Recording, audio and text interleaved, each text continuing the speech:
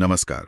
आज हमारे हाथ जो लगा है वो किसी खजाने से कम नहीं है। ये साल 2004 का एक लेटर है बर्कशायर हैथवे के चेयरमैन वॉरेन बफे का। अब कोई सोच सकता है कि भाई 20 साल पुराने लेटर में ऐसा क्या खास है। खास ये है कि इसमें वो राज छिपे हैं कि कैसे कोई कंपनी 40 सालों तक लगातार बाजार को इतने बड़े मार्जिन से हरा सकती है। और मुझे लगता है कि आज के दौर के लिए भी इसके सबक बहुत जरूरी हैं।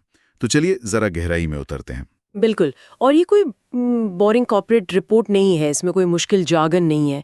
ये तो साफ सीधी भाषा में लिखी गई बिजनेस की सबसे बड़ी सीखों का एक खजाना है। और हम सिर्फ सफलताओं की बात नहीं करेंगे, हम उन गलतियों को भी देखेंगे जिन्हें उन्होंने खुलकर माना। तो चलिए सबसे पहले उस चीज पर आते हैं जो सबको खींचती है, परफॉर्मेंस। आंकड़े मतलब हैरान कर देते हैं। हाँ बिल्कुल। 1965 से 2004 तक 40 साल। 40 साल एक लंबा समय है। इन 40 सालों में बर्कशायर की बुक वैल्यू में हर साल औसतन 21.9% की बढ़ोतरी हुई। 21.9%। और इसकी तुलना अगर S&P 500 से करे तो S&P 500 बढ़ा सिर्फ 10.4%। मतलब लगभग दोगुने से भी ज्यादा का फर्क हर साल। हर साल 40 साल तक। ये लगभग नामुमकिन जैसा लगता है। सही बात है। ये दिखाता है कि यहाँ कुछ बहुत ही अलग हो रहा था। लेकिन इसी लेटर में एक मजेदार ट्विस्ट है। वो बताते हैं कि सिर्फ 2004 के साल में उनकी कंपनी ने S&P 500 से थोड़ा कम परफॉर्म किया। अच्छा। हाँ, बर्कशायर 10.5% बढ़ा और S&P 500 10.9%। तो ज्यादातर सीईओज ऐसे में क्या करते हैं? वो बाजार को दोष देते हैं या कोई और बहाना बनाते हैं? पर उन्होंने ऐसा नहीं किया। उन्होंने साफ साफ लिखा, और मैं कोट कर रहा हूं, आई स्ट्रक आउट। मतलब मैं नाकाम रहा। हाँ, और नाकामी क्या थी कि वो कोई बड़ा अधिग्रहण नहीं कर पाए और कंपनी के पास 43 अरब डॉलर कैश यूं ही पड़ा रहा। हाँ, और उन्हें कैश से सख्त नफरत थी। ये कमाल की बात है। मतलब अकाउंटेबिलिटी का ऐसा लेवल। उन्होंने अपने सभी मैनेजर्स की तारीफ की और कहा कि वो तो अपना काम बेहतरीन कर रहे हैं, लेकिन उस कैश का सही इस्तेमाल ना कर पाना वो पूरी तरह से उनकी अपनी गलती थी। ठीक है, तो ये जबरदस्त रिटर्न तो समझ में आ गए, पर सवाल ये है कि ये आए कहां से? मतलब इस ग्रोथ का इंजन क्या था? हाँ, क्योंकि जब हम बर्कशायर के बारे में सोचते हैं तो दिमाग में कोका कोला या रेलवे जैसी कंपनियां आती हैं। सही। पर पत्र कहता है कि असली इंजन तो बीमा का कारोबार था। बीमा? वो तो सुनने में थोड़ा बोरिंग लगता है। पर यही तो सारा खेल है। बीमा का कारोबार ऊपर से भले ही बोरिंग लगे, पर बफे ने इसके अंदर छिपे एक खजाने को पहचान लिया था, जिसे वो फ्लोट कहते हैं। ये बर्कशायर का सीक्रेट सॉस है। फ्लोट? ये क्या चीज है? थोड़ा आसान भाषा में समझाएंगे। देखिए, इसे ऐसे समझिए। मान लीजिए आपको कोई काम करने के लिए आज पैसे मिल जाएं, लेकिन वो काम आपको 5 या 10 साल बाद करना हो। तो इस बीच आप उस पैसे का क्या करेंगे? उससे कहीं इन्वेस्ट कर दूंगा। और उस पर कोई ब्याज भी नहीं देना पड़ेगा। क्या बात है! बीमा में ठीक यही होता है। लोग आपको प्रीमियम आज देते हैं, लेकिन क्लेम का भुगतान सालों बाद होता है। अच्छा। इस बीच का जो पैसा कंपनी के पास रहता है उसे ही फ्लोट कहते हैं। ये एक तरह से अपने ग्राहकों से मिला हुआ जीरो इंटरेस्ट लोन है। Zero interest loan? और बर्कशायर के पास कितना था ये फ्लोट? 2004 में उनके पास ऐसा $46 बिलियन का फ्री पैसा था इन्वेस्ट करने के लिए। 46 बिलियन डॉलर? ये तो किसी भी इन्वेस्टर का सपना है। बिल्कुल। और इसी पैसे को उन्होंने दूसरी कंपनियों में लगाकर वो असाधारण रिटर्न कमाए। लेकिन इस फ्लोट को मैनेज करना भी तो एक कला होगी। बिल्कुल। और इसी पर पत्र में 2 बीमा कंपनियों की केस स्टडी है। दोनों की स्ट्रैटेजी एक दूसरे से बिल्कुल अलग थी। हाँ, ये बहुत दिलचस्प था। पहली थी नेशनल इंडेमनिटी या NICO। उनका मॉडल बहुत ही अनोखा था। अनोखा नहीं, अजीब था। वो कहते थे कि जब बाजार में कीमतें घटिया हों तो हम कारोबार ही नहीं करेंगे, भले ही सेल्स 0 हो जाए। हाँ, सोचिए 1986 से 1999 के बीच उनके प्रीमियम $431 मिलियन से घटकर सिर्फ $31 मिलियन रह गए। 90% से ज्यादा की गिरावट। कौन सा CEO आज ये बर्दाश्त करेगा? शेयर होल्डर्स तो कोई नहीं, ज्यादातर तो घबरा जाते हैं। लेकिन नाइको में एक खास बात थी। उन्होंने अपने कर्मचारियों से वादा किया था कि वॉल्यूम कम होने की वजह से किसी की नौकरी नहीं जाएगी। अच्छा। इसका नतीजा ये हुआ कि कर्मचारी बिना डरे सिर्फ सही कीमत पर पॉलिसी लिखने पर ध्यान देते थे। उनका जो क्या कहते हैं कंपेटिटिव एडवांटेज उनका अनुशासन था। और दूसरी तरफ थी GI को। हाँ, उनकी रणनीति इसकी ठीक उल्टी थी। पैर हमेशा एक्सेलरेटर पर। क्यों? क्योंकि जीआईको की खासियत उनकी कम लागत थी। वो बाजार में सबसे सस्ते थे, तो उनका लक्ष्य हमेशा ज्यादा से ज्यादा ग्राहक बनाना था। तो एक का हथियार अनुशासन, दूसरे का कम लागत। बिल्कुल। और सबक ये है कि आपको अपनी खासियत पता होनी चाहिए और फिर पूरी हिम्मत से उस पर टिके रहना चाहिए। तो ये तो हुई बिजनेस की बातें। हाँ। पर मुझे इस पत्र की सबसे अच्छी बात ये लगी कि इसमें सिर्फ सफलताओं का डिंडोरा नहीं पीटा गया, गलतियों को भी उतनी ही ईमानदारी से बताया गया है। हाँ, वो जिंक रिकवरी वाला प्रोजेक्ट। बिल्कुल, वो एक क्लासिक उदाहरण है। उन्होंने कैलिफोर्निया में जियोथर्मल ब्राइन से जिंक निकालने के एक बहुत जटिल प्रोजेक्ट में निवेश किया। सुनने में तो बहुत हाईटेक लगता है। हाँ, आकर्षक लगता था, लेकिन वो बुरी तरह फेल हो गया। और यहीं पर बफे का एक गोल्डन रूल छिपा है। क्या? उन्होंने गणित से समझाया कि अगर किसी प्रोजेक्ट में 10 अलग-अलग चीजों का सही होना जरूरी है और हर एक चीज के सफल होने की उम्मीद 90% है, जो कि बहुत ज्यादा है। हाँ, 90% तो काफी अच्छी संभावना है। तब भी पूरे प्रोजेक्ट के सफल होने की उम्मीद सिर्फ 35% रह जाती है। सिर्फ 35%? हाँ, यानी 65% चांस है कि आप फेल होंगे। 1-2 चीजें सही होनी हो, 10 नहीं। जटिलता विफलता को दावत देती है। एक और मजेदार कहानी है। बताइए।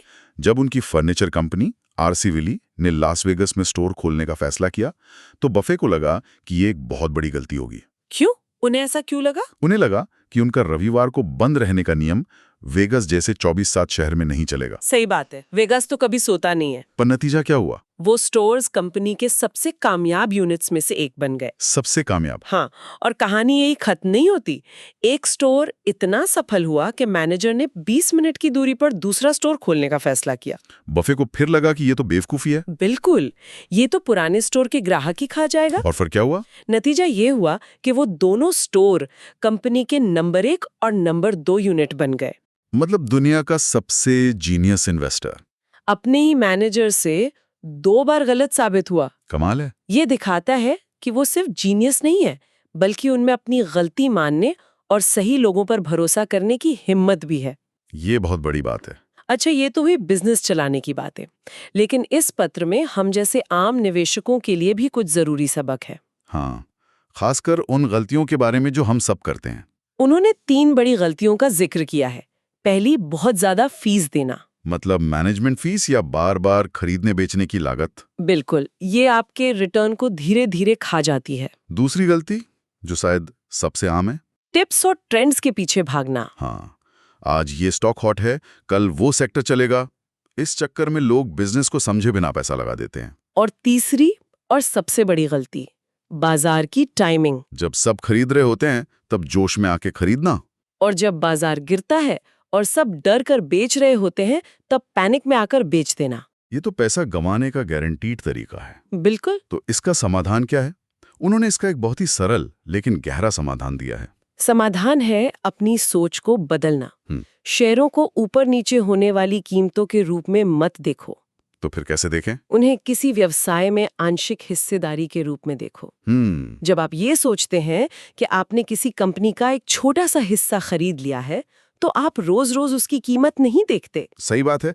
अगर आप अपने पड़ोस की किसी दुकान में हिस्सेदार बनते हैं, हाँ, तो आप हर सुबह उठकर ये नहीं पूछते कि आज मेरी हिस्सेदारी की कीमत क्या है। हाँ, आप पूछते हैं कि दुकान में बिक्री कैसी हो रही है, मुनाफा कितना है। ठीक यही सोच शेयरों में भी होनी चाहिए।